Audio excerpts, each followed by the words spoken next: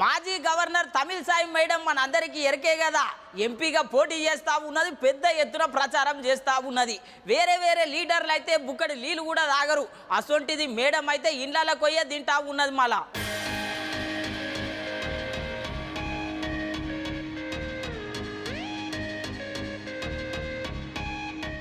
మన మాజీ governor Tamilisai madam ప్రచారంతోని పరుగులు తీస్తుందిలో, కాకపోతే కొన్ని జాగలలా బండి ఆపి తీపి చూస్తున్నది. ప్రచారం చేస్తున్నప్పుడు మేడంకు గుప్పు వాసన వచ్చినట్టున్నది. ఇంకేముంది, పానమంతా అటే గుంజినట్టుంది. ఇగో గిట్లా బెల్లం రొట్టెలు తిన్నది.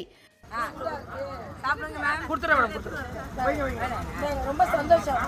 எதுக்கு நின்னா உங்க அதிரசத்தோட வாசனை எனக்கு எப்படி தெரியும் அதிரசம் சொல்றீங்கன்னு. அப்படி தாண்டும் போது அதிரசம் மூக்க தொலைச்சுது. சந்தோஷம் சந்தோஷம்.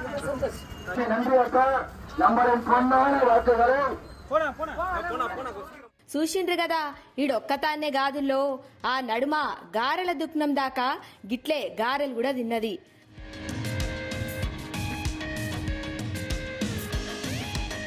చూసిండ్రు గదిలో మేడం ఉత్తగేం తింటలేదు, పైసలు కూడా ఇచ్చే తింటుంది.